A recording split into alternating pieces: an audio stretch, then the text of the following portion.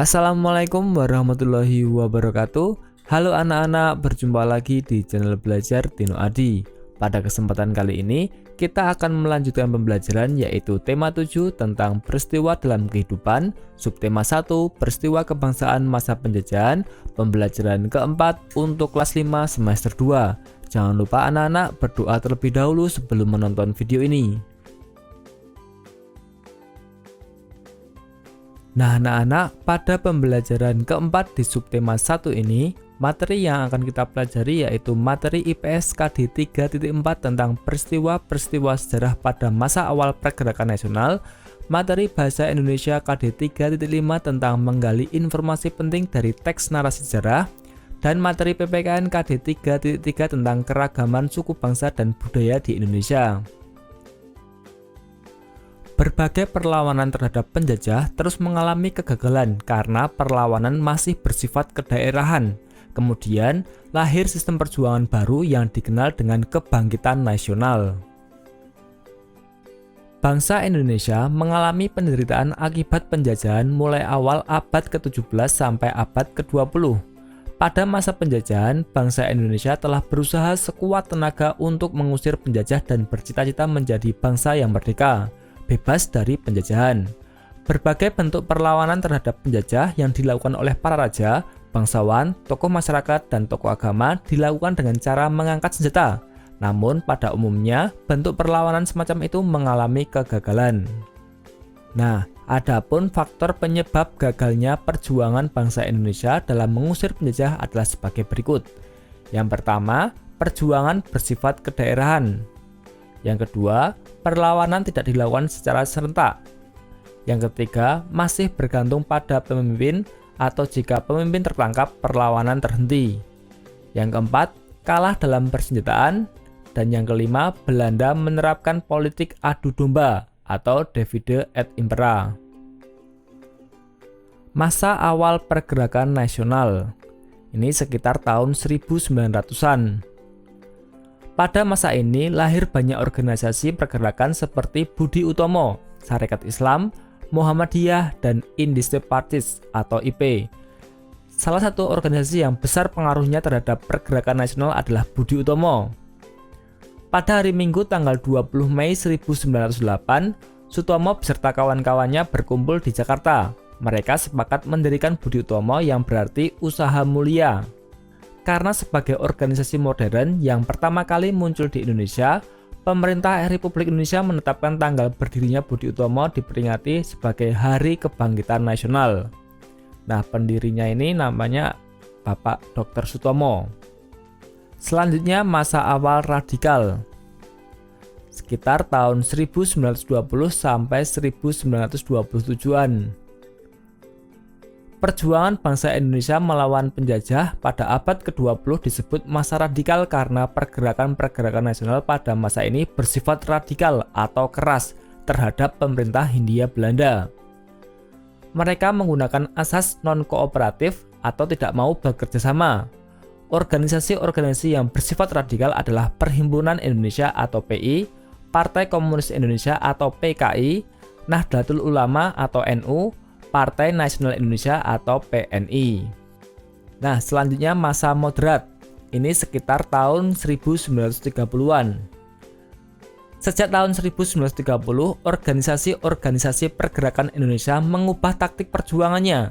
Mereka menggunakan taktik kooperatif atau bersedia bekerjasama dengan pemerintah Hindia Belanda. Organisasi-organisasi yang berhaluan moderat antara lain Partindo 1930, PNI Baru, Partai Indonesia Raya atau Parindra, Gerakan Rakyat Indonesia atau Gerindo, dan Gabungan Politik Indonesia atau GAPI. Selain organisasi-organisasi di atas, masih banyak organisasi kepemudaan dan keagamaan lainnya yang ada dan berkembang pada masa itu. Antara lain, Pergerakan Tarbiyah Islamiyah atau PERTI, Majelis Islam A'la Indonesia atau MIAI, Jong Islamiten Bond, Sumatera Tawalib yang lahir di Minangkabau, Persatuan Pemuda Kristen, dan Persatuan Pemuda Katolik. Munculnya rasa kebangsaan Indonesia berasal dari keinginan kuat rakyat Indonesia untuk merdeka dan berdaulat. Sejak abad ke-19 mulai muncul benih-benih rasa kebangsaan atau nasionalisme bagi bangsa-bangsa di Asia dan Afrika, khususnya Indonesia. Banyak faktor yang memicu munculnya rasa kebangsaan di Indonesia. Salah satunya kenangan kejayaan masa lalu. Kenangan kejayaan masa lalu khususnya pada kejayaan Kerajaan Majapahit dan Sriwijaya serta kebesaran kerajaan-kerajaan Islam. Pada masa Majapahit, kerajaan itu mampu menguasai seluruh Nusantara. Adapun pada masa Sriwijaya, kerajaan mampu berkuasa di lautan karena pasukan maritimnya kuat. Anak-anak, perkembangan masyarakat Indonesia pada masa munculnya rasa kebangsaan terjadi di berbagai bidang kehidupan, di antaranya sebagai berikut. Yang pertama, bidang pendidikan. Perkembangan pendidikan menyebabkan munculnya para cendekiawan baik hasil dari pendidikan barat maupun pendidikan di Indonesia. Para cendekiawan ini menjadi pelopor dan pemimpin munculnya organisasi-organisasi pelajar dan mahasiswa untuk melawan penjajah, seperti Dr. Sutomo dan organisasi Budi Utomo. Selanjutnya, bidang ekonomi. Ada upaya untuk penghapusan eksploitasi ekonomi asing, tujuannya untuk membentuk masyarakat yang bebas dari kesengsaraan dan kemelaratan serta meningkatkan taraf hidup bangsa Indonesia. Selanjutnya, bidang politik. Banyak muncul organisasi-organisasi pergerakan yang menyuarakan aspirasi masyarakat pribumi yang telah hidup dalam penindasan penjajah. Mereka ingin menghancurkan kekuasaan kolonial di Indonesia. Mulai muncul paham-paham baru seperti nasionalisme, liberalisme, sosialisme, demokrasi, dan Pancasilaisme. Semangat nasionalisme pada masa ini digunakan sebagai paham atau ideologi bagi organisasi pergerakan, salah satunya Partai Nasional Indonesia yang diketuai oleh Insinyur Soekarno. Selanjutnya, bidang sosial dan budaya. Melakukan pembentukan identitas nasional seperti penggunaan nama Indonesia untuk menyebut negara kita.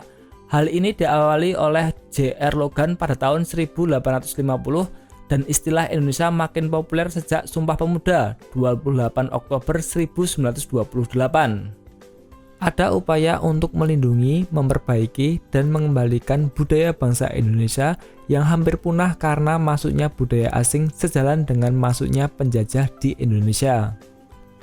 Nah, anak-anak, selanjutnya kita akan belajar menggali informasi penting dari teks narasi sejarah. Teks narasi sejarah adalah suatu karangan yang menyajikan serangkaian peristiwa sejarah dan tersusun secara kronologis sesuai dengan urutan waktunya. Teks narasi sejarah biasanya menceritakan kisah-kisah masa lalu. Berikut langkah-langkah untuk menggali informasi penting dari teks narasi sejarah. Yang pertama, bacalah teks dengan cermat. Yang kedua, temukan ide pokok atau kalimat utama dalam teks tersebut. Yang ketiga, temukan kalimat pendukung atau kalimat penjelasnya. Yang keempat, garis bawahi kosakata baru lalu carilah artinya di KBBI, Kamus Besar Bahasa Indonesia. Yang kelima, temukan jawaban dari pertanyaan yang mengandung unsur 5W dan 1H.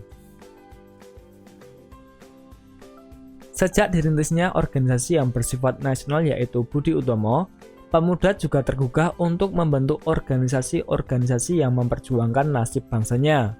Semula di Indonesia terdapat macam-macam organisasi pemuda.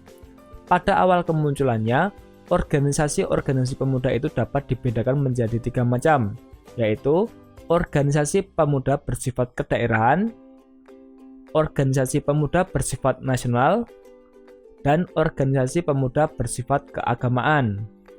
Untuk menggabungkan semua organisasi kedaerahan menjadi satu kesatuan, mereka mengadakan Kongres Pemuda Indonesia. Peristiwa Sumpah Pemuda 1928. Selama zaman penjajahan Belanda, Kongres Pemuda Indonesia diselenggarakan 3 kali. Kongres Pemuda Indonesia yang pertama berlangsung di Jakarta pada tanggal 30 April sampai 2 Mei tahun 1926, diikuti oleh semua organisasi pemuda. Namun, Kongres Pemuda Indonesia yang pertama belum dapat menghasilkan keputusan yang mewujudkan persatuan seluruh pemuda. Kongres Pemuda Indonesia yang pertama merupakan persiapan Kongres Pemuda Indonesia yang kedua. Kongres Pemuda Indonesia yang kedua berlangsung di Jakarta pada tanggal 27 sampai 28 Oktober.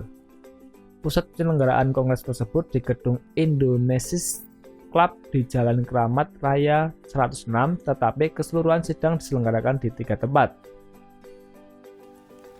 Pemuda bekerja keras mempersiapkan segala sesuatu yang diperlukan, termasuk menyusun panitia kongres. Pada malam penutupan tanggal 28 Oktober 1928, Kongres Pemuda Indonesia II mengambil keputusan sebagai berikut. Yang pertama, menerima lagu Indonesia Raya ciptaan W.R. Supratman sebagai lagu kebangsaan Indonesia. Yang kedua, menerima Sang Merah Putih sebagai bendera Indonesia. Yang ketiga, semua organisasi pemuda dilebur menjadi satu dengan nama Indonesia Muda atau berwatak nasional dalam arti luas. Yang keempat, diikrarkannya Sumpah Pemuda oleh semua wakil pemuda yang hadir.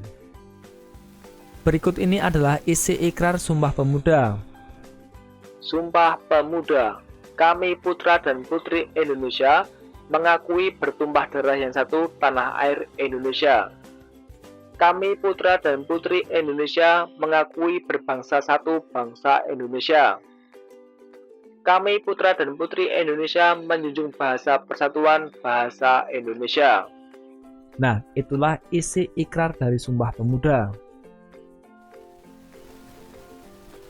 Peristiwa Sumpah Pemuda menunjukkan adanya rasa persatuan dan kesatuan di antara pemuda yang berbeda ras, suku, golongan, dan agama.